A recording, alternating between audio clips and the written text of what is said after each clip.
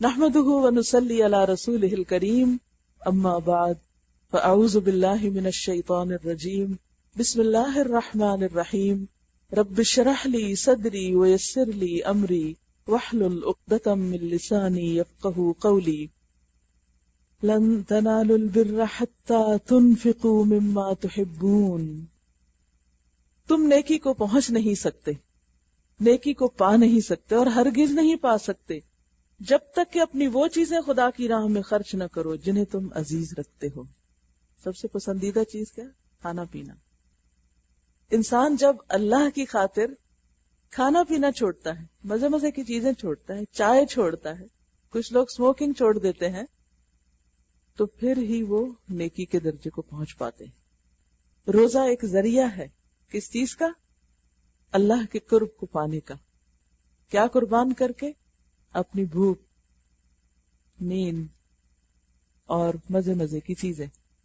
اور پھر صرف کھانے کے معاملے میں ہی نہیں، بلکہ ہمیں جو کچھ بھی زندگی میں جس چیز سے پیار ہے، سوچئے کون سی چیزیں محبوب ہیں، کیا اچھا لگتا ہے مال کے علاوہ؟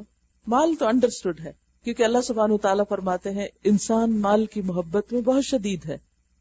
لیکن مال کے علاوہ بھی جن چیزوں سے ہمیں محبت ہوتی ہے، خواہ وہ ہماری اولاد ہو، خواہ ہمارا گھر ہو، یا کوئی اور زندگی میں پیشن ہو، کوئی کام ہو، جاب ہو، کسی خاص ڈگری کی اچیومنٹ کا شوق ہو، کچھ بھی ہو، تو جب تک ان میں سے کسی چیز کی قربانی اللہ کی خاطر نہ کی جائے، اس وقت تک انسان اللہ کے ساتھ اپنی محبت کو ثابت نہیں کر سکتا. اور یہ ایک حقیقت ہے کہ انسان انہی راستوں سے زیادہ آزمایا جاتا ہے جن جگہوں پر وہ کمزور ہوتا ہے، ان چیزوں سے زیادہ آزمایا جاتا ہے جن چیزوں کی محبت میں وہ مبتلا ہوتا ہے. اور پھر جب ہمیں ایمان کا یہ معیار دے دیا گیا کہ والذین آمنوا اشد حبا للہ، ایمان والے اللہ کی محبت میں سب سے زیادہ شدید ہوتے ہیں، تو اس کو ثابت کرنے کے لیے کہیں نہ کہیں، کبھی نہ کبھی، کچھ نہ کچھ وہ ضرور خرچ کرنا پڑے گا جو سب سے زیادہ محبوب ہے. اور اس میں صحابہ کرام کی بے شمار مثالیں ملتی ہیں کہ جب یہ آیت نازل ہوئی تو انہوں نے اپنی محبوب ترین چیزیں اللہ کے راستے میں دی. اور بر کا معنی صرف نیکی ہی نہیں، بر کا معنی جنت بھی کیا جاتا ہے اور خیر کامل بھی کیا جاتا ہے، کہ اس وقت تک نیکی کے تم اصل میں یار تک نہیں پہنچ سکتے، نیکی کو پا نہیں سکتے، نیک کہلا نہیں سکتے جب تک یہ کام نہ کرو. وَمَا تُنْفِقُوا مِنْ شَيْءٍ فَإِنَّ اللَّهَ بِهِ عَلِيمٌ، اور جو کچھ تم خرچ کرو گے اللہ اس سے بے خبر نہ ہوگا، جو کچھ بھی دو گے وہ اس کو پتا ہے کہ تم کیا قربان کر رہے ہو. کھانے کی یہ ساری چیزیں جو شریعت محمدی میں حلال ہیں، بنی اسرائیل کے لیے بھی حلال تھیں. البتہ بعض چیزیں ایسی تھیں جنہیں تورات کے نازل کیے جانے سے پہلے اسرائیل نے خود اپنے اوپر حرام کر لیا تھا. ان سے کہو اگر تم اپنے اعتراض میں سچے ہو تو لاؤ تورات اور پیش کرو اس کی کوئی عبارت. اس کے بعد بھی جو لوگ اپنی جھوٹی گھڑی ہوئی باتیں اللہ کی طرف منسوب کرتے رہیں وہی در حقیقت ظالم ہیں. یہود نے جو اپنا خود ساختہ دین بنا لیا تھا اس میں بعض ایسی چیزوں کو حرام کر لیا تھا جو اللہ کی طرف سے دراصل حرام نہ تھی. نبی صلی اللہ علیہ وسلم نے آ کر جب بہت سی ایسی چیزوں کو جو اصلاً حلال تھی پیغمبروں کی شریعت میں، ان کو جب واپس اپنی اصل پہ آپ لائے، ان کو حلال قرار دیا، تو بہت سے لوگوں کو باتیں کرنے کا موقع مل گیا. تو اس موقع پر ان سے کہا جا رہا ہے کہ تم اپنی دلیل لاؤ، بتاؤ کہ کیا تورات میں بھی ایسا کہا گیا تھا جو تم اپنے اوپر لاگو کر چکے ہو. فتلوہا، اسے پڑھ کے دیکھو، ان کنتم صادقین، اگر تم سچے ہو. تو بات یہ ہے کہ بدعات ہوں یا غلط رسوم ہوں، وہ بھی بعض اوقات ہمیں اتنی محبوب ہوتی ہیں کہ ان کو چھوڑنا مشکل ہوتا ہے. ہمیں بعض اوقات پتہ ہوتا ہے کہ ہماری ایک پریکٹس ہماری یا ہماری فیملی کی یا خاندان کی دین کے مزاج کے مطابق نہیں، لیکن ہم اس پر سائلنس اختیار کرتے ہیں، خاموش رہتے ہیں. کس وجہ سے؟ کیونکہ کسٹمز، رسم و رواج اور خاندانی طور طریقوں کے خلاف جانا یا بدعات کے خلاف کوئی قدم اٹھانا عموماً بہت بڑی مخالفت کو جنم دیتا ہے. تو ہم اپنے آپ کو بچانے کے لیے عموماً اس کے بارے میں کچھ نہیں کہتے. لیکن بات یہ ہے کہ دین تو وہی ہے جو اللہ نے نازل کیا، اور پسندیدہ چیزیں وہی ہیں، وہی کام ہیں جن کو اللہ نے پسند کیا، جن کو اس نے ریکمینڈ کیا.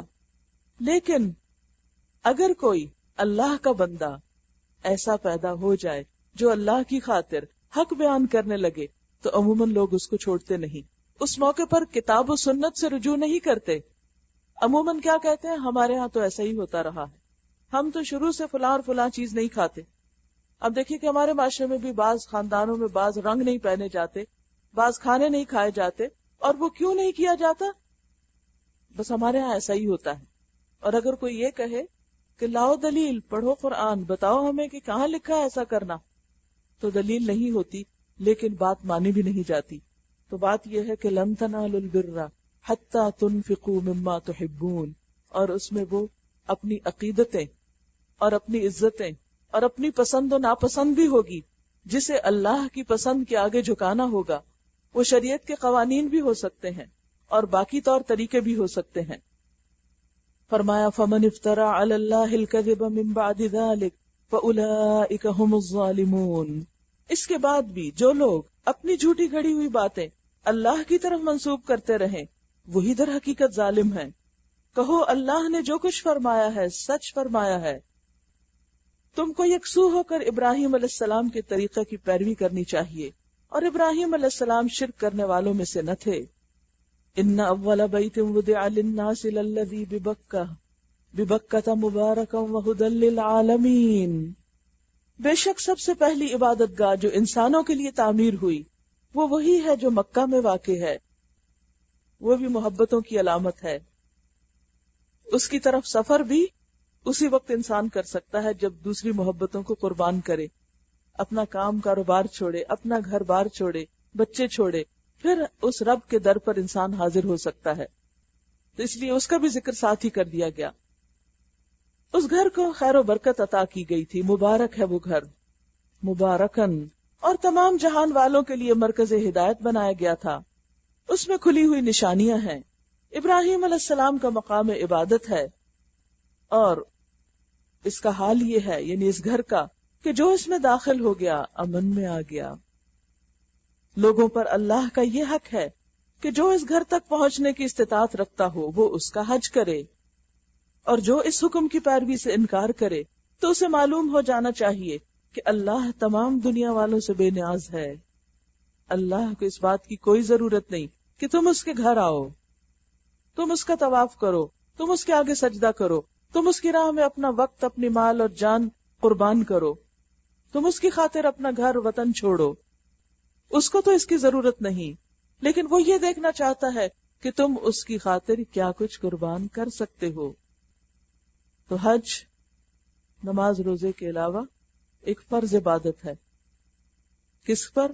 جو بھی اس کی استطاعت رکھتا ہو، جس کے پاس زیادہ راہ ہو، جو وہاں تک جانے کا خرچ اٹھا سکتا ہو. اور عورت کے لیے ایک اضافی شرط محرم کی بھی ہے. لیکن اگر کوئی شخص بے وجہ کے بہانوں کی وجہ سے حج نہیں کرتا، یہ ٹال مٹول کرتا ہے اپنے اس فریضے میں، تو حدیث میں آتا ہے کہ ایسا شخص پھر یہودی ہو کر مرے یا نصرانی ہو کر مرے، اللہ کو اس کی کوئی پرواہ نہیں. کسی بھی فریضے کا انکار، نماز کا انکار یہ سوچ کر کہ کوئی بہت ضروری نہیں، زکوٰۃ کا انکار، روزے کا انکار، حج کا انکار، یہ انسان کو کفر میں داخل کر دیتا ہے، کیونکہ یہ فرض ہے، یہ obligation ہے، اور اس کو چھوڑا نہیں جا سکتا بغیر کسی حقیقی اور شرعی عذر کے. حقیقی شرعی عذر کے ساتھ نماز بھی چھوڑی جا سکتی، زکوٰۃ بھی سب پر فرض نہیں ہوتی، روزہ بھی سب پر فرض نہیں ہوتا، اور حج بھی سب پر فرض نہیں. لیکن جس شخص پر حج فرض ہو جاتا ہے اور جس پر عبادت فرض ہو جاتی، پھر اس کے لیے انکار کی گنجائش نہیں. پھر فرمایا قُلْ يَا أَهْلَ الْكِتَابِ لِمَ تَكْفُرُونَ بِآيَاتِ اللَّهِ، کہو اے اہل کتاب، تم کیوں اللہ کی باتیں ماننے سے انکار کرتے ہو؟ جو حرکتیں تم کر رہے ہو اللہ سب کچھ دیکھ رہا ہے.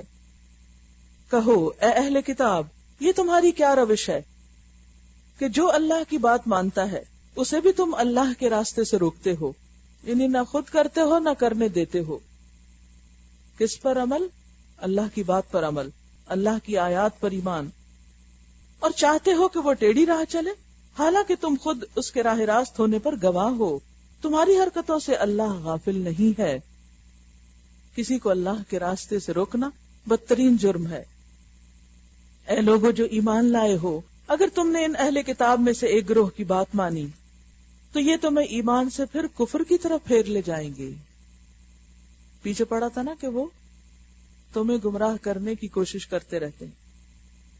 وَدَّتْ طَائِفَةٌ مِّنْ أَهْلِ الْكِتَابِ لَوْ يُضِلُّونَكُمْ، اور یہاں پر کیا آیا کہ وہ صرف يُضِلُّونَكُمْ گمراہ ہی نہیں بلکہ یہ چاہیں گے کہ تم ایمان لانے کے بعد پھر کفر کی طرف لوٹ جاؤ۔ تمہارے لیے کفر کی طرف جانے کا اب کیا موقع باقی ہے جبکہ تم کو اللہ کی آیات سنائی جا رہی ہیں۔ دیکھیے بار بار یہ مضمون بھی آتا ہے، اللہ کی آیات کا سنایا جانا۔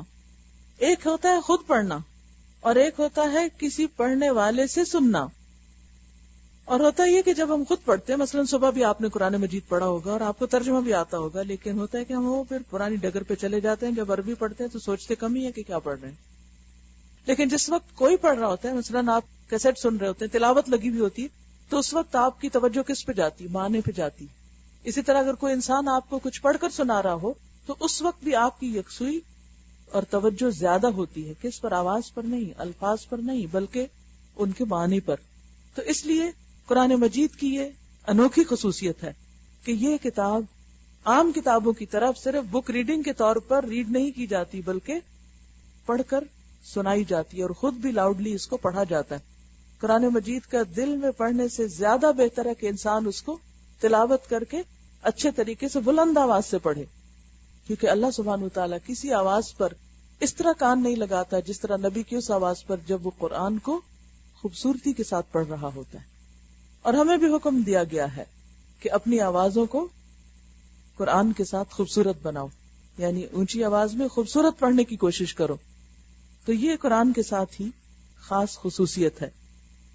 آپ دیکھیں کہ جیسے بچوں کو سٹوری بکس ریڈ کر کے سنائی جاتی، ایک آپ انہیں کہیں کہ اچھا آپ خود پڑھ لیں، لیکن اس سے پہلے کہ وہ خود پڑھے ایک ایج ایسی ہوتی ہے کہ جس میں ان کو سنایا جاتا ہے، اور سنانے اور سننے سے جو سکلز ڈیولپ ہوتی ہیں، یہ جو بچے کے اندر چیزیں پیدا ہوتی ہیں، وہ صرف کتاب کھول کے دیکھنے، الٹ پلٹ کرنے اور خود پڑھنے سے پیدا نہیں ہوتی۔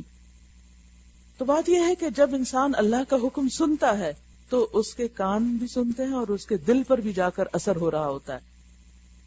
فرمایا کہ جب تم کو اللہ کی آیات سنائی جا رہی ہیں تو پھر تم کیسے کفر کر سکتے ہو، اور تمہارے درمیان اس کا رسول موجود ہے۔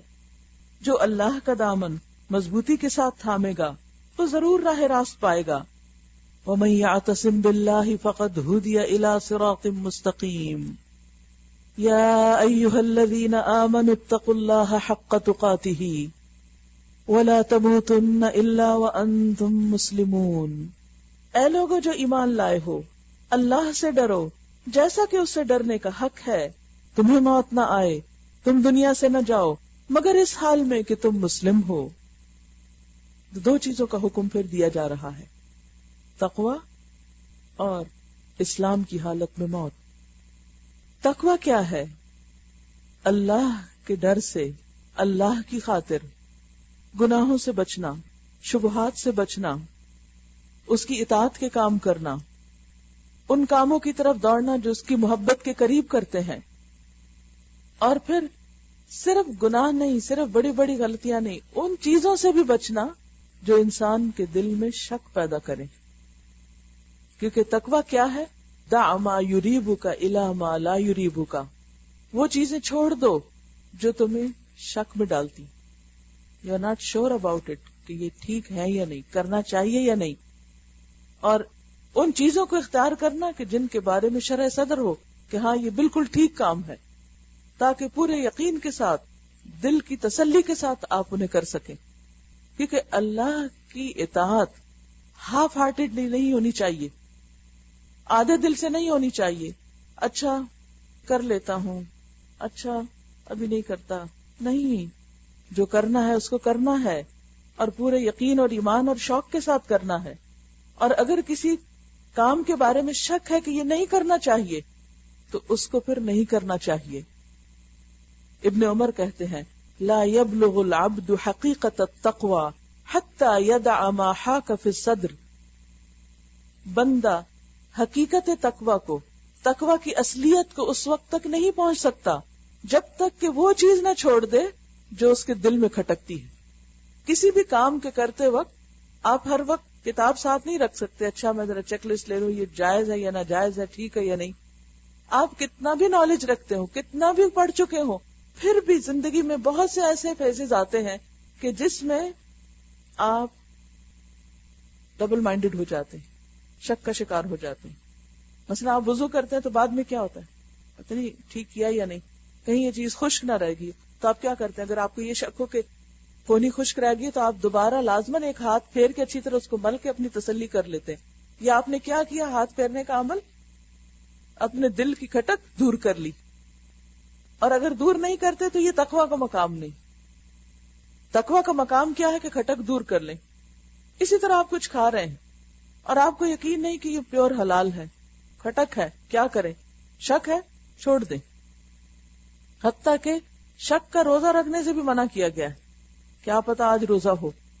تو اسی طرح کوئی بھی چیز، کوئی بھی نیکی کا کام، دین کا کام، اچھا کام کرتے وقت اگر دل میں کھٹک ہو کہ پتہ نہیں اللہ کو پسند ہے یا نہیں، تو اس کا یہ مطلب نہیں نیکی چھوڑ دے. اس کا مطلب یہ ہے کہ انسان اس کے بارے میں یقینی علم حاصل کرے. فَاسْأَلُوا أَهْلَ الذِّكْرِ إِن كُنتُمْ لَا تَعْلَمُونَ. خود کو نہیں پتا کسی سے پوچھ لو. اور اسی طرح جو حرام چیزیں ہیں ان کو تو انسان 1 2 3 کر کے چھوڑ دیتا ہے، لیکن کچھ چیزیں ایسی ہوتی جو حلال اور حرام کے بیچ میں ہوتی ہیں، جن کے بارے میں پورا شرح صدر نہیں ہوتا، جس کو گرے ایریا کہتے ہیں. تو اس سے بھی کس طرح بچنا چاہیے کہ انسان اس ڈر سے کہ کہیں میں حرام میں نہ جا پڑوں، گرے ایریا سے بھی بچنے کی کوشش کرے اور حدود کے اندر رہے. تو اللہ کی قائم کردہ حدود کی پابندی کرنا، ان کے اندر رہنا، شر، فتنے، فساد سے بچنا، حرام چیزوں سے بچنا، بے حیائی کے کاموں سے بچنا، اور ان چیزوں سے بچنا جو اس طرف کے دروازے کھولتے ہیں یا اس کے قریب لے جاتے ہوں، یہ بہت ضروری ہے تقویٰ کے لیے. تو یہاں پر صرف یہ نہیں کہا کہ تقویٰ اختیار کرو، پچھلی جتنی آیتیں تھی اس میں اتقوا اللہ کی بات تھی، لیکن یہاں پر کیا فرمایا؟ اتقوا اللہ حق تقاتہ، اللہ سے ڈرو جیسے حق ہے ڈرنے کا، جیسے حق ہے. اللہ کی خاطر وہ چیزیں بھی چھوڑ دو جن میں تمہیں شک ہے، کہ جس اللہ کا نام لے رہے ہیں پھر اس سے ڈریں بھی، اس سے شرم بھی کریں، اور اس کے ڈر اور شرم سے وہ کام نہ کریں جن کو اس نے حرام قرار دیا ہے. ایمان کو زینت اور خوبصورتی کہاں سے ملتی ہے؟ حیا کے ساتھ. اور اس کا مال فقہ ہے، دین میں سمجھ بوجھ، اور اس کا نتیجہ اور خلاصہ، آؤٹ کم، جب انسان کے اندر ایمان آتا ہے تو خود بخود علم کی طرف توجہ بڑھتی چلی جاتی ہے. ایمان انسان کو علم کے راستے پر لے آتا ہے، کیونکہ انسان کے اندر ایک ایسا شوق اور پیشن پیدا ہو جاتا ہے کہ جس چیز کو میں مانتا ہوں اس کے بارے میں مجھے پتا بھی ہونا چاہیے. اسی لیے حکم دیا گیا فَعْلَمْ أَنَّهُ لَا إِلَهَ إِلَّا اللَّهُ، اس بات کا علم حاصل کرو، جان لو کہ اللہ کے سوا کوئی الہ نہیں. یعنی اسلام میں بلائنڈ فالوئنگ کوئی چیز نہیں. کیا ضروری ہے کہ جو کچھ کرو شرح صدر کے ساتھ کرو، اس کو جان کر کرو، لا علمی کے ساتھ نہیں. ابو ہریرہ رضی اللہ عنہ سے روایت ہے کہ نبی صلی اللہ علیہ وسلم نے فرمایا المسلم اخو المسلم، مسلمان مسلمان کا بھائی ہے، لا یظلمہ، وہ اس پہ ظلم نہیں کرتا، ولا یخذلہ، اور اس کو چھوڑتا بھی نہیں، یعنی مشقت اور مشکل کے وقت، ولا یحقرہ، اور اس کے تحقیر بھی نہیں کرتا، اس کو کم بھی نہیں بتاتا. پھر فرمایا التقوی ہا ہنا، تقوی یہاں ہے، التقوی ہا ہنا، التقوی ہا ہنا. 3 دفعہ دل کی طرف اشارہ کر کے فرمایا کہ تقوی دل کے اندر ہوتا ہے. اس دل کو مفتی بنا لو، اس دل سے پوچھو کیا کرنا چاہیے کیا نہیں. کیونکہ ہم لوگوں سے تو پوچھتے رہتے ہیں اور لوگ ہمیں بتاتے بھی رہتے ہیں، لیکن لوگوں کے جواب آنے کے بعد بھی اندر کی کھٹک نہیں جاتی، پھر بھی کچھ چبھتا رہتا ہے کہ لگتا ہے کچھ ٹھیک نہیں، کچھ کلک نہیں کیا. تو پھر وہ کون بتاتا ہے؟ دل بتاتا ہے. اور اگر دل میں خدا کا خوف ہو تو دل آپ کو بالکل 100% صحیح بتائے گا، لیکن جتنا خدا کا خوف کم ہوگا اتنا وہ آپ کو دھوکہ دے جائے گا. تو اس لیے بہت ضروری ہے کہ وہاں پر تقوی موجود ہو، کہ جو دل میں اٹھنے والے وسوسوں کو بھی کنٹرول کر سکے، کیونکہ ان وسوسوں کا مقابلہ بھی تقوی کے ذریعے کیا جا سکتا ہے. اور پھر وہ دل ہی زبان کے راستے باہر آتا ہے. تو جب دل کے اندر خوف ہوگا تو زبان کی اصلاح بھی ہو جائے گی, اور جب دل کے اندر اللہ کا خوف ہوگا تو اعضاء کی اصلاح بھی ہو جائے گی. پھر یہ ہاتھ ظلم کے ساتھ کسی کے اوپر نہیں اٹھیں گے, پھر یہ قدم حرام کاموں کی طرف نہیں جائیں گے, کیونکہ دل کا تقوی ان کو کنٹرول کر رہا ہے. تو جب تک control with in your self نہیں آتا, آپ کے اپنے اندر سے نہیں اٹھتا, تو باہر سے کوئی پولیس فورس, کوئی حکومت, کوئی لا اینڈ آرڈر, کوئی چیز آپ کو اس طرح کنٹرول نہیں کر سکتی. پھر کیا ہوگا؟ پولیس مین ہے تو گاڑی کی رفتار ٹھیک ہے, اور وہ نہیں ہے یا کیمرہ نہیں ہے تو پھر اپنی منمانی ہے اور خواہشات کی پیروی ہے. بالکل عام روزمرہ زندگی میں بھی یہی ہوتا ہے. جب تک ہمیں یہ احساس رہتا ہے کہ وہ دیکھ رہا ہے, ہماری سپیڈ ہر چیز میں, ہماری گفتگو, ہمارا معاملہ, ہمارا رویہ, لین دین, ہر چیز فکس ہو جاتی ہے. لیکن جو ہی وہ بھولتا ہے تو پھر ہم منمانی کرنے لگتے. فلاں نے مجھے ایسا کیوں کہا, فلاں نے ایسا کیوں کیا, اس نے ایسا کیا تو میں ایسا کروں گا. پھر انسان مقابلے بازی پہ آ جاتا ہے, پھر انسان معاف نہیں کر سکتا, پھر انسان اللہ کے ڈر سے کسی کو اس کا حق نہیں دے سکتا. جب اللہ کا ڈر آتا ہے تو انسان صرف حق نہیں دیتا, حق سے زیادہ بھی دیتا ہے. تقویٰ اس کو عدل نہیں احسان کے درجے پہ لے جاتا ہے, اور جو محسن ہو جاتا ہے وہی اللہ کا محبوب بنتا ہے. پھر جب اللہ کی حقیقی محبت دل میں آتی ہے تو انسان سب کچھ قربان کرنے پہ تیار ہو جاتا ہے. اور یہی وہ مقام ہے کہ لن تنالوا البر حتى تنفقوا مما تحبون. تم اس وقت تک نیکی پا ہی نہیں سکتے جب تک وہ قربان نہ کرو, وہ خرچ نہ کرو جس سے تم محبت کرتے. پھر انسان اللہ کی محبت میں ہر چیز دے ڈالتا ہے, حتیٰ کہ وہ اپنا حق تک چھوڑنے پہ تیار ہو جاتا ہے. کوئی بات نہیں, اگر آج میں نے حق پر ہوتے ہوئے بھی جھگڑا چھوڑ دیا تو اللہ کا وعدہ ہے مجھ سے کہ جنت کے وسط میں گھر ملے گا, اعلیٰ ترین گھر ملے گا. تو کوئی بات نہیں, میں ہی بیک آؤٹ کر جاتا ہوں. اور جب انسان بیک آؤٹ کرتا ہے تو اللہ اس کو تھام لیتا ہے, وہ اس کی قدردانی کرتا ہے. اسی لیے آپ سے جب پوچھا گیا سئل النبی صلی اللہ علیہ وسلم ما اکثر ما يدخل الجنہ, وہ چیز کون سی ہے جو کثرت سے جنت میں داخلے کا سبب ہے؟ قال التقوی وحسن الخلق, فرمایا تقوی اور اچھا اخلاق.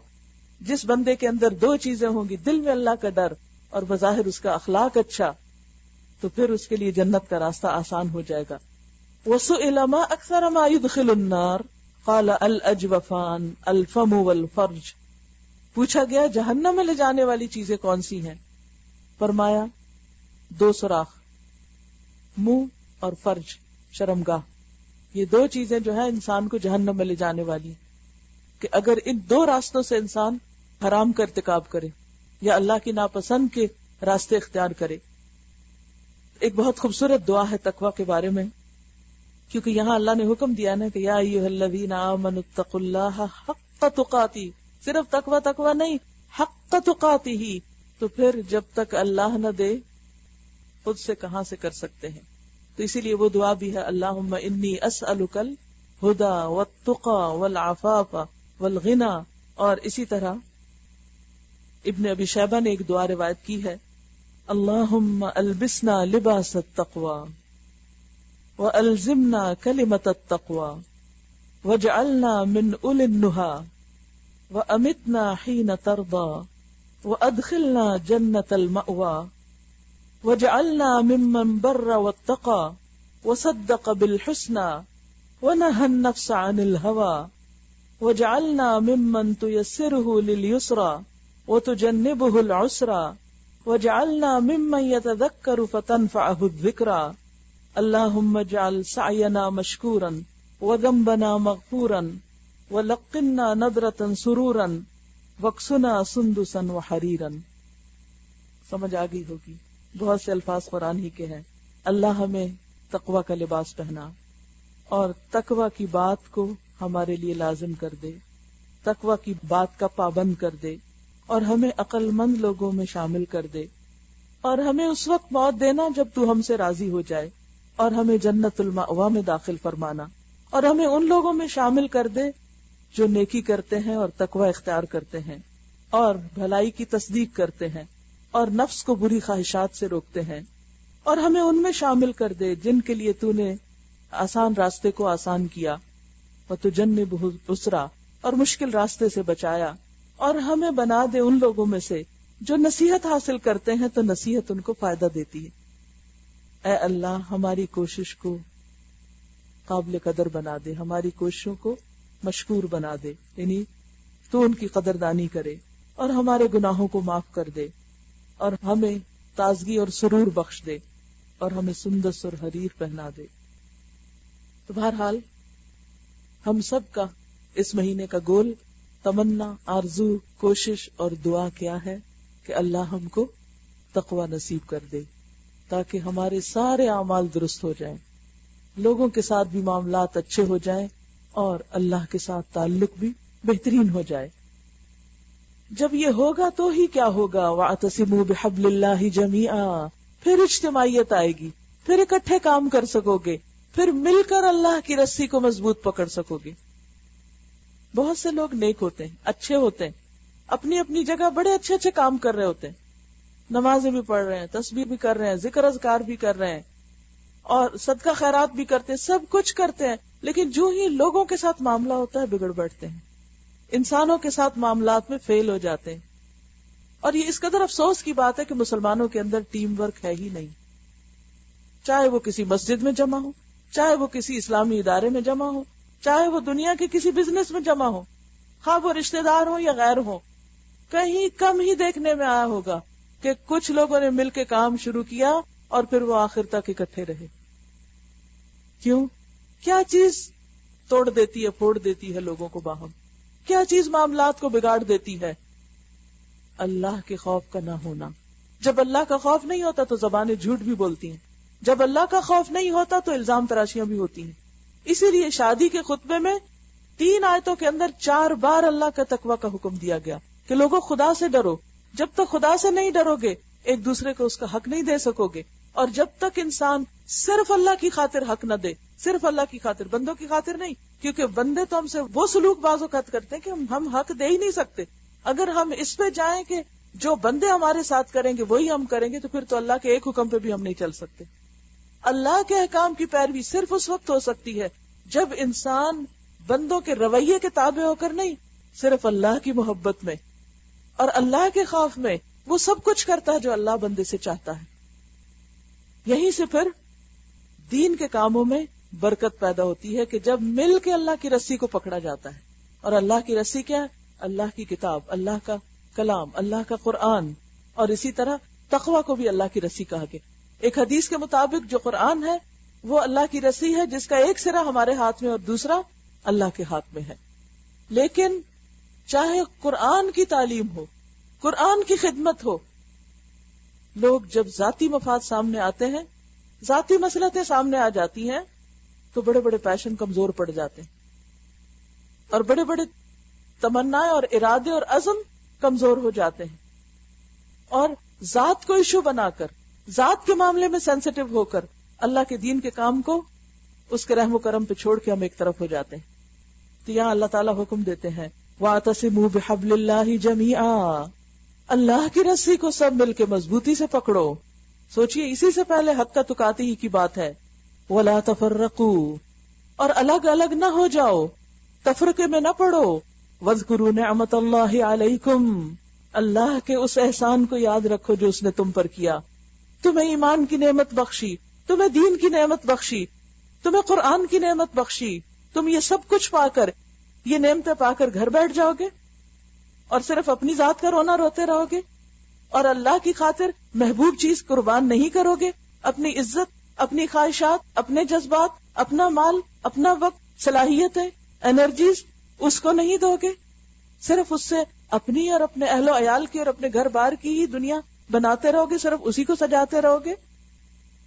تم نیکی کو نہیں پا سکتے جب تک وہ قربان نہ کرو جو محبوب ہے تم کو، اور اسی طرح تم نیکی کو پا نہیں سکتے جب تک کہ حقیقی تقوی نہ ہو، تقوی کی روح کا نہ پہنچو۔ تم نیکی کو پا نہیں سکتے جب تک مل کر اللہ کی عبادت نہ کرو، مل کر اللہ کی رسی کو جب تک مضبوط نہ پکڑو، جب تک آپس میں ایک دوسرے کے ساتھ تعلق اچھا نہ کرو۔ وَاذْكُرُوا نِعْمَتَ اللَّهِ عَلَيْكُمْ، اللہ کی نعمت کو یاد رکھا کرو۔ کیا ہے سب سے بڑی نعمت؟ ایمان، قرآن۔ اللہ نے تم کو قرآن دے دیا، اسے آگے شیئر نہیں کرو گے، اسے دوسروں تک نہیں پہنچاؤ گے؟ یہ اتنی بڑی ذمہ داری ہے کہ اکیلے یہ ذمہ داری پوری کر ہی نہیں سکتے۔ جب تک اکٹھے ہو کر نہ کرو گے. آج اگر پوری دنیا میں قرآن نہیں پھیلا کمیونیکیشن کے اس دور میں، تو اس میں قصور کس کا ہے؟ اس میں قصور صرف مسلمانوں کا ہے. قرآن ایک پاورفل کلام ہے، وہ تو آپ سے آپ لوگوں کے دلوں پہ اثر کرتا ہے. اس کو ہم جیسے لوگوں کی ضرورت نہیں. ہمیں تو صرف ایک اعلی کار بننا ہے، ہمیں تو صرف میسج کنوے کرنا ہے. اور ہم کیوں نہیں کر پاتے؟ اس لیے کہ ہمارا سارا وقت تو اپنی ذات کے مسئلوں میں رہتا ہے، یا ہم الجھے رہتے ہیں، یا ہم لڑے جھگڑے رہتے ہیں، یا ہم بیکار کاموں میں چل پڑتے ہیں، غیر ضروری چیزوں میں مشغول ہو جاتے ہیں، اور جو اصل کرنے کا کام وہ پیچھے چلا جاتا ہے. تھوڑی سی گرمی ہوتی، سانس نہیں آتا، ہائے ہائے پکارنے لگتے ہیں. سوچئے جہنم کی گرمی کیسی ہوگی. خود تو گھر بیٹھ کے تلاوت کر کے اپنی جنت پکی کر رہے ہیں، اور جو لوگ گمراہی میں بھٹک رہے ہیں، شرک میں پڑے ہوئے ہیں، بدعت میں پڑے ہوئے ہیں، بد اخلاقی کا شکار ہیں، ان کو کون بتائے گا؟ وہی نا جن کے پاس نعمت ہوگی. وَاذْكُرُوا نِعْمَتَ اللَّهِ عَلَيْكُمْ إِذْ كُنْتُمْ أَعْدَاءً فَأَلَّفَ بَيْنَ قُلُوبِكُمْ. یہ ایمان اور دین اور قرآن تمہاری باہم محبتوں کا ذریعہ بنا، تو کیا اسی کو تم باہم عداوتوں کا ذریعہ بناؤ گے؟ فَأَصْبَحْتُمْ بِنِعْمَتِهِ إِخْوَانًا. اس کی نعمت کی وجہ سے تم بھائی بھائی بنے تھے، تمہارے باہم رشتے قائم ہوئے تھے. وَكُنْتُمْ عَلَى شَفَا حُفْرَةٍ مِّنَ النَّارِ. اور تم آگ کے گڑھے کے کنارے کھڑے تھے. کس وجہ سے؟ گمراہی کی وجہ سے. فَأَنْقَذَكُمْ مِنْهَا. اس دین کی وجہ سے اللہ نے تم کو اس سے بچا لیا. تم بھی آگ میں گر پڑتے اگر تم تک دین نہ پہنچتا. اگر اللہ نے تمہیں بچا لیا، اب تمہاری ذمہ داری ہے کہ تم آگے بڑھ کر دوسروں کو بھی بچاؤ. كَذَلِكَ يُبَيِّنُ اللَّهُ لَكُمْ آيَاتِهِ لَعَلَّكُمْ تَهْتَدُونَ. اس طرح اللہ اپنی نشانیاں تمہارے سامنے روشن کرتا ہے، شاید کہ ان علامتوں سے تمہیں اپنی فلاح کا سیدھا رستہ نظر آ جائے. وَلْتَكُمْ مِنْكُمْ أُمَّةٌ يَدْعُونَ إِلَى الْخَيْرِ. اس کام کو کرنے کے لیے، دین کو آگے پہنچانے کے لیے، خیر اور بھلائی کو معاشرے میں عام کرنے کے لیے کیا کرنا چاہیے تم کو؟ تم میں کچھ لوگ ضرور ایسے رہنے چاہیے جو نیکی کی طرف بلائیں، جو ایکٹیولی دعویٰ کا کام کریں. وَيَأْمُرُونَ بِالْمَعْرُوفِ. معروف کا حکم دیں. وَيَنْهَوْنَ عَنِ الْمُنْكَرِ. اور برائیوں سے روکا کریں. وَأُولَئِكَ هُمُ الْمُفْلِحُونَ. اور یہی ہیں سکسیسفل، کامیاب ہونے والے. سب کو کامیابی چاہیے. اللہ بتاتا ہے کہ کامیابی کہاں ہے، کس کام کے کرنے میں ہے. ہم سمجھتے ہیں کہ ہمیں گھر مل گیا تو کامیاب ہو گئے، اچھی جاب مل گئی تو کامیاب ہو گئے، کھانے کو روز مل جاتا ہے تو کامیاب ہو گئے. یہ کامیابی نہیں ہے. اگر یہی کامیابی کی علامت ہے تو صحابہ تو پھر کامیاب نہ تھے کہ ان کے لیے سارے سارے دن میں ایک کھانے کی کھجور ہوتی تھی. لیکن اصل کامیاب تو وہ تھے جن کو اللہ نے رضی اللہ عنہم ورضوا عنہ کا سرٹیفکیٹ دے دیا. ان کی زندگیوں کو دیکھو. صراط الذین انعمت علیہم. ان کے گھر بار کیسے تھے اور انہوں نے دنیاوی طور پر کتنی ترقی کی تھی، لیکن وہ اللہ کے محبوب تھے. یہ تھی ان کی اصل کامیابی. اور اس وجہ سے کہ انہوں نے دنیا بھر میں اللہ کے دین کو عام کیا تھا. یدعون الی الخیر. لوگوں کو خیر کی طرف بلاتے تھے. آپ بتائیے آپ میں سے کتنے لوگوں نے اس مجلس کے لیے صرف لوگوں کو قرآن کی طرف بلایا ہو؟ کیا ہو تم بھی سنو، یہ بھی طریقہ ہے، یہ بھی ہے، یہ بھی ہے. اور اگر کوئی نہ آ رہا ہو تو آپ کے دل میں کتنا غم ہوا اس کے لیے. اگر آپ واقعی کامیاب ہونا چاہیں تو آپ کو یہ تڑپ لگ جائے کہ نہیں، مجھے تو سب کو بلانا ہے، کوئی آئے یا نہ آئے، مجھے جو نعمت خود ملی ہے مجھے سب تک بانٹنی ہے. اور یہاں بھی یہ کام اکیلے تھوڑی ہو سکتا ہے. میں یہاں ایک کرسی پہ بیٹھ کے صرف پڑھا نہیں رہی، اس کے پیچھے بہت سے لوگوں کی کوششیں ہیں. یہ اس وقت ممکن ہوتا ہے کوئی بھی کام جب واعتصموا بحبل اللہ جمیعا ہوتا ہے. ولا تکونوا کالذین تفرقوا. اور تم ان لوگوں کی طرح نہ ہو جاؤ جو تفرقے میں پڑ گئے. واختلفوا. اور اختلاف کرنے لگے. من بعد ما جاءہم البینات. اس کے بعد کہ ان کے پاس کھلی کھلی نشانیاں آ گئی، واضح آیات موجود ہیں، پھر بھی اختلاف کر رہے ہیں اور ابھی بھی شک میں پڑے ہوئے ہیں کہ یہ کام کرنا چاہیے کہ نہیں، اور اس کو کرنے کی ضرورت ہے بھی یا نہیں، اور یہ عورتوں کا کام ہے یا مردوں کا کام ہے، اور کس کا اور کس کا نہیں، جبکہ کھلی آیات موجود ہیں. اور اگر نعمت پانے کے بعد کوئی تفرقہ اور اختلاف کرتا ہے، وَأُولَئِكَ لَهُمْ عَذَابٌ عَظِيمٌ. تو ایسے لوگوں کے لیے پھر عذاب عظیم ہے. یوم تبیض وجوہ وتسود وجوہ. جس دن کچھ چہرے سفید ہوں گے اور کچھ سیاہ ہوں گے. فَأَمَّا الَّذِينَ اسْوَدَّتْ وُجُوهُهُمْ. جن کے چہرے سیاہ ہوئے ان سے کہا جائے گا اَكَفَرْتُمْ بَعْدَ ایمانکم. تم اپنے ایمان لانے کے بعد کفر کرنے لگے، نعمت پانے کے بعد تم نے ناشکری کی. سب کچھ جان کر پھر انجان بنے؟ یا تو وہ پتہ نہ ہو، جب پتہ چل گیا پھر پتہ چلنے کے بعد وہ کیا جو نہیں کرنا چاہیے تھا، اور پھر اختلافات کیے، کیونکہ یہاں تفرقے کی بات کو کفر قرار دیا جا رہا ہے. فذوقوا العذاب، چکھو عذاب، بما کنتم تکفرون، بوجہ اس کے کہ تم کفر کرتے تھے. وَأَمَّا الَّذِينَ ابْيَضَّتْ وُجُوهُهُمْ، تو جن کے چہرے روشن ہوں گے، سفید ہوں گے، ففی رحمت اللہ، وہ اللہ کی رحمت میں ہوں گے. دنیا میں بھی چہرے بدل جاتے ہیں جب آپ قرآن سے دور ہوتے ہیں، اور آخرت میں تو سارا فرق ہی چہروں کا ہو جائے گا. ہم فیہا خالدون، اس رحمت میں وہ ہمیشہ ہمیشہ رہیں گے. اللہ کی رحمت کیا ہے؟ کیا ہے رحمت؟ حدیث میں کیا آتا ہے؟ رحمت کس کو کہا؟ جنت. انتی رحمتی، تو میری رحمت ہے. ارحم بکی من اشاء، تیرے ذریعے جس پہ چاہوں گا رحم کروں گا. تو یہ رحمت اللہ میں کون ہے؟ جن کے چہرے سفید ہیں. یہ کون ہے جنہوں نے اختلافات کے باوجود اتحاد قائم رکھا، جو تفرقے میں پڑنے سے بچے، جو اللہ کے دین کی طرف بلاتے رہے اور سب کو اکٹھا کرتے رہے، جو امر بالمعروف اور نہی عن المنکر کرتے رہے. تلک آیات اللہ نتلوها علیک بالحق، یہ اللہ کی آیات ہیں جنہیں ہم آپ پر حق کے ساتھ پڑھ کر سنا رہے ہیں. وما اللہ یرید ظلما للعالمین، کیونکہ اللہ دنیا والوں پر ظلم کرنے کا کوئی ارادہ نہیں رکھتا، وہ تو سب کو خبردار کر دینا چاہتا ہے. وَلِلَّهِ مَا فِي السَّمَاوَاتِ وَمَا فِي الْأَرْضِ، زمین و آسمان کی ساری چیزوں کا مالک اللہ ہے، اور سارے معاملات اللہ ہی کے حضور پیش ہوتے ہیں. سب کا کیا دھرا اللہ ہی کے سامنے جائے گا، چھوٹی کوشش کرے یا بڑی، سب اس کے پاس اکٹھی ہو رہی ہے. اعمال روز اس کے سامنے پیش کیے جا رہے ہیں. کنتم خیر امت، وہی جس کا ذکر کہاں ہوا تھا؟ البقرہ 2 جز کے شروع میں. وَكَذَلِكَ جَعَلْنَاكُمْ أُمَّةً وَسَطًا، اور وسط جو ہوتی ہے، درمیانی جو ہوتی ہے، وہ بہترین چیز ہوتی ہے. خیر الامور اوسطها، سب سے بہترین کام درمیانے، اعتدال والے. اور یہاں پر وسط نہیں، خیر کا لفظ استعمال کیا گیا اسی امت کے لیے جس سے میں اور آپ تعلق رکھتے ہیں. کنتم خیر امت، تم بہترین امت ہو. اخرجت للناس، تم لوگوں کے لیے نکالے گئے ہو، اپنی ذات کے لیے نہیں، صرف اپنے آپ کے لیے نہیں کہ اپنے فائدے اٹھاؤ، اپنی ذات کے لیے صرف فائدے کے کام کرو. تمہیں تو انسانیت کے فائدے کے لیے پیدا کیا گیا ہے. تأمرون بالمعروف، کیسے فائدہ پہنچاؤ گے؟ نیکی کا حکم دو گے. وتنہون عن المنکر، اور تم برائیوں سے روکو گے. وتؤمنون باللہ، اور تم اللہ پر ایمان رکھتے ہو. وَلَوْ آمَنَ أَهْلُ الْكِتَابِ لَكَانَ خَيْرًا لَهُمْ، اگر اہل کتاب ایمان لاتے تو ان کے حق میں اچھا ہوتا. بنی اسرائیل سے امامت کیوں چھینی گئی؟ اس لیے کہ انہوں نے اللہ کے دین کی خدمت، اللہ کی عبادت کی بجائے شرک کا راستہ اختیار کیا، اور اللہ کے دین کو لوگوں تک پہنچانے کی بجائے وہ کیا مانگنے لگے؟ کھانے پینے کی چیزیں، دنیا کی راحتیں. تو پھر کیا ہوا؟ اللہ نے قبلہ بھی شفٹ کر دیا، امامت بھی شفٹ کر دی، اور ان سے اعزاز لے لیا، اور یہ اعزاز امت محمد صلی اللہ علیہ وسلم کو دیا. تو اللہ تعالیٰ فرماتے ہیں اگر اہل کتاب یہ کرتے تو ان کے حق میں اچھا ہوتا. انہوں نے نہیں کیا، اب تمہیں ملا ہے یہ کرنے کا کام. اگر تم بھی کرو گے تو تمہارے حق میں اچھا ہے، اور اگر تم خیر نہیں کرو گے تو خیر کہاں سے پاؤ گے؟ منہم المؤمنون واکثرهم الفاسقون، بار بار اہل کتاب کا ذکر کیوں اللہ تعالیٰ کرتے ہیں؟ تاکہ ہم ان کی مثال سے سبق سیکھیں. ان میں سے کچھ مومن بھی ہیں لیکن اکثریت نافرمان.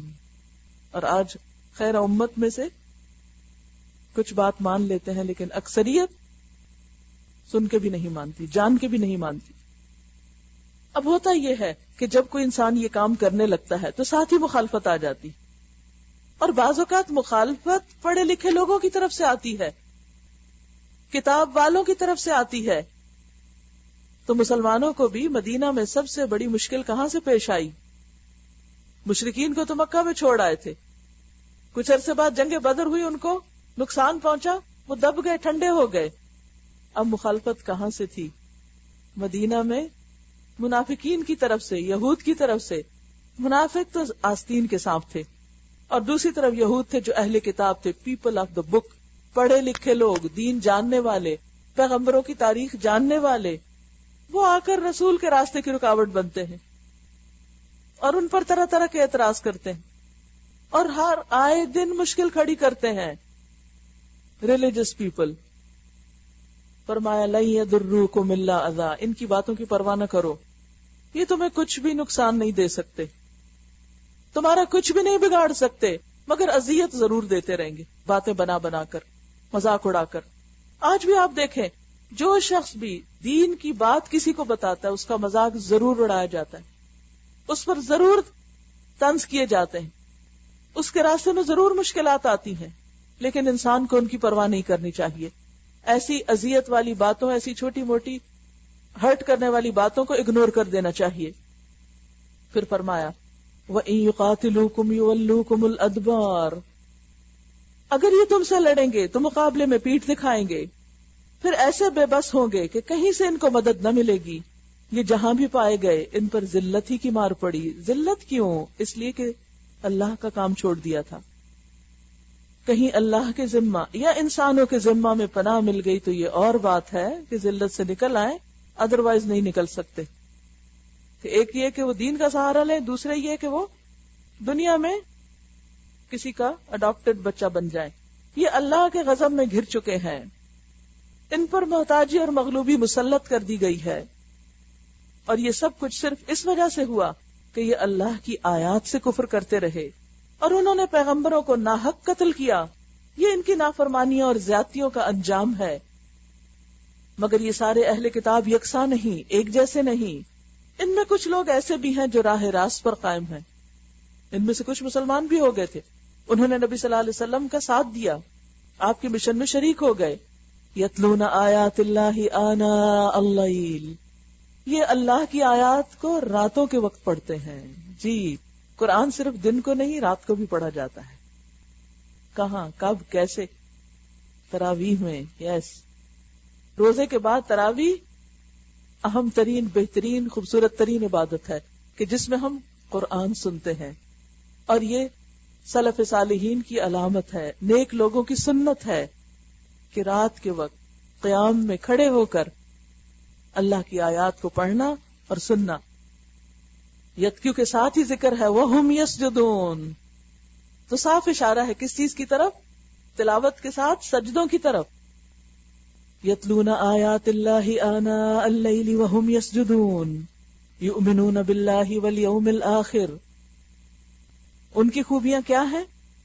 اللہ اور روز آخرت پر ایمان رکھتے ہیں، اور اس کے بعد سب سے پہلی اور بڑی خوبی وَيَأْمُرُونَ بِالْمَعْرُوفِ وَيَنْهَوْنَ عَنِ الْمُنْكَرِ، نیکی کا حکم دیتے ہیں، برائیوں سے روکتے ہیں، اور بھلائی کے کاموں میں سرگرم رہتے ہیں. یسارعون فی الخیرات، جہاں کوئی نیکی کا کام دیا، جہاں کوئی نیکی کا کام دیکھا وہیں اپنی سروسز حاضر کر دی کہ میں حاضر ہوں، مجھے استعمال کر لیجئے، میرا حصہ ڈال لیجئے. کچھ لوگ ایسے ہوتے ہیں نا کہ وہ اس انتظار میں رہتے ہیں کہ اچھا اور کون سی کہاں کیا نیکی ہو رہی ہے، میں بھی کر لوں، میں بھی شریک ہو جاؤں، کچھ تو اس میں ڈال ہی دوں اپنا حصہ. لیکن کچھ ایسے ہوتے ہیں کہ ہائے کہیں ہمیں نہ پکڑ لیا جائے، تو نظریں بچا کے نکل جاؤ. وَيُسَارِعُونَ فِي الْخَيْرَاتِ، یسارعون، سرع کہتے ہیں تیزی سے حرکت کرنے کو، سرعت کے ساتھ دوڑ دھوپ کرتے رہتے. اور حقیقت یہ ہے کہ اگر انسان دن میں صرف اپنی ضرورتیں پوری کرے نا، مثلا 8 گھنٹے سوئے، پھر نہائے دھوئے، پھر کھائے پیے، پھر کچھ کام کاج کرے، تو وقت یہیں پورا ہو جاتا. اگر آپ واقعی نیکی کا کوئی کام کرنا چاہتے ہیں تو آپ کو یسارعون ہونا پڑے گا، بھاگ دوڑ کرنی پڑے گی، ٹائم مینجمنٹ کرنی پڑے گی، کچھ اپنی جان پہ لینا پڑے گا. تو یہ پہلے لوگوں کی صفت بتائی گئی جو اللہ کے پسندیدہ ہیں، صالحین ہیں. وَأُولَئِكَ مِنَ الصَّالِحِينَ، یہ ہیں صالحین. پتہ نا وہ کہ جنت میں جو لوگ جائیں گے من النبیین والصدیقین والشہداء والصالحین. تو کون ہے صالحین؟ اگرچہ چوتھے درجے کے لوگ ہیں تو ان کی خصوصیات کیا ہیں؟ ایمان کے ساتھ امر بالمعروف اور نہی عن المنکر. اور اگر انسان خالی خولی ایمان کا تذکرہ اور چرچا کرتا رہے لیکن اس کے بعد جو تقاضے ہیں وہ پورے نہ کرے، وہ کام نہ کرے، اور پھر بھی اپنے آپ کو صالحین میں شمار رکھے، تو یہ اس کا سیلف ڈسپشن ہوگا. وَمَا يَفْعَلُوا مِنْ خَيْرٍ فَلَنْ يُكْفَرُوا وَاللَّهُ عَلِيمٌ بِالْمُتَّقِينَ. یہ صالح لوگ، یہ نیک لوگ جو نیکی بھی کریں گے، چھوٹی کریں گے یا بڑی، اس کی ناقدری نہ کی جائے گی، یعنی اس کے بعد جو بھی کوئی کام کرے، اب وہ پاس ہو گئے نا کہ وہ سرٹیفکیٹ ایک مل گیا کہ یہ اور یہ کرتے ہو، 5 چیزیں ہیں یہاں: ایمان باللہ، ایمان بالیوم الاخر، امر بالمعروف، نہی عن المنکر، نیکیوں میں جلدی، صالح ہونے کا سرٹیفکیٹ مل گیا. اب اس کے بعد کچھ بھی کرو سب ایکسپٹڈ ہے. نیکی کے چھوٹے چھوٹے کاموں کی بھی قدردانی، کیونکہ آپ دیکھیے کہ جب انسان ایک خاص لیول اور مقام تک پہنچ جاتا ہے نا تو اس کی چھوٹی کوشش کو بھی بڑا رنگ مل جاتا ہے، وہ بڑی ہو جاتی، زیادہ ہو جاتی. واللہ علیم بالمتقین، اور اللہ جانتا ہے تقوی والوں کو، کس کے اندر تقوی ہے. رہے وہ لوگ جنہوں نے کفر کا رویہ اختیار کیا تو اللہ کے مقابلے میں ان کو نہ ان کا مال کچھ کام دے گا نہ اولاد، کیونکہ یہ 2 چیزیں انسان کو پچھلے کاموں سے روکتی ہیں. یعنی اندر کی مشکلات، باہر کی تو لوگوں کی باتیں نا، تو اندر کی یہ مشکلات ہیں. تو قیامت کے دن یہ 2 چیزیں انسان کو بچا نہ سکیں گی. شیئا، کچھ بھی، تھوڑا سا بھی فائدہ نہ ہوگا ان کا. وہ تو آگ میں جانے والے لوگ ہیں اور آگ ہی میں ہمیشہ رہیں گے. جو کچھ وہ اپنی اس دنیا کی زندگی میں خرچ کر رہے ہیں، اہل کتاب ہی کی طرف یہ کنٹینیو کر رہی ہے اسی کانٹیکسٹ میں، لیکن سبق ہے سب کے لیے، کیونکہ وہ بھی تو ایمان رکھتے تھے، وہ بھی اللہ کو مانتے، آخرت کو مانتے، رسولوں کو مانتے، کتاب پڑھتے اور پڑھاتے تھے. بما کنتم تعلمون الکتاب وبما کنتم تدرسون، یہ سب کچھ ہوتا تھا. یعنی یوں لگتا ہے جیسے ہمارے ہی ریلیجس طبقے کا نقشہ کھینچا جا رہا ہو کہ ظاہری کرنے کے سارے کام ہو رہے ہیں لیکن دین کی روح موجود نہیں، اندر حسد چھپا ہوا ہے. دین کی جڑیں کاٹنے والے لوگ، دین کے نام پہ اکٹھے ہو کر دین ہی کو نقصان دینے والے، ایسے لوگوں کی پھر نیکیاں بھی قبول نہیں ہوتی. اور ایسے لوگ اس دنیا میں جو خرچ کرتے ہیں، یعنی نیکی کے راستے میں صدقہ خیرات اور نیکی کے جو معروف عام طور پہ صدقے کے طریقے ہوتے ہیں، جو رسمی خاندانی رواج ہوتے ہیں نا، کہ مثلا جمعرات کو پکانا ہے، 40 کو پکانا ہے، یہ تو خیر ہے ہی بدعت، لیکن اس کے علاوہ بھی نیکی کے ہر ایک کے اپنے اپنے ایک معیار اور انداز ہوتے ہیں. ہر کلچر میں کوئی نہ کوئی ایک خاص انداز ہوتا ہے. فرمایا کہ رسمن جو کچھ کام یہ کر رہے ہیں نیکی کے، ان کا کیا حال ہوگا؟ جو کچھ وہ اپنی اس دنیا کی زندگی میں خرچ کر رہے ہیں، اس کی مثال اس ہوا کی سی ہے جس میں پالا ہو، ٹھر ہو، ٹھنڈک ہو. وہ ان لوگوں کی کھیتی پر چلے جنہوں نے اپنے اوپر آپ ظلم کیا اور اسے برباد کر کے رکھ دے. یہ نظارہ آپ ہر سال دیکھتے ہیں. سرسبز درخت ہوتے ہیں، ایک ٹھنڈی ہوا چلتی ہے تو اگلے دن دیکھتے ہیں کہ درختوں کا رنگ پھیکا پڑا ہوا ہوتا ہے، پھر آہستہ آہستہ پیلے ہو جاتے ہیں اور پھر خزاں کے پتے سب جھڑ جاتے ہیں اور ختم ہو جاتا ہے. یہی حال ہے ان لوگوں کا جو دین کی روح سے خالی ہیں، جن کا ایمان درست نہیں، جن کا تقوی درست نہیں، جو امر بالمعروف نہی عن المنکر نہیں کرتے، جو لوگوں کو اللہ کی طرف نہیں بلاتے، اور پھر اپنی ذاتی زندگی میں کچھ نمائشی نیکیاں کرتے رہتے ہیں، کچھ رسمی کام کرتے رہتے ہیں. ایسے لوگوں کی یہ نیکیاں بظاہر اگر سرسبز نظر بھی آئیں تو ایک ٹھنڈی ہوا چلنے کی دیر ہے کہ خزاں آ جائے گی. آخرت میں اس کا کچھ بھی فائدہ نہ ہوگا. ہاں، دنیا میں کچھ تعریف ضرور ہو جائے گی کہ دیکھو فلاں کیسا زبردست نیکی کرنے والا ہے. تو جو کچھ ان کے ساتھ ہوا وہ ان پر اللہ کا ظلم نہ تھا بلکہ ان کا اپنا ظلم تھا جو انہوں نے خود اپنے اوپر کیا.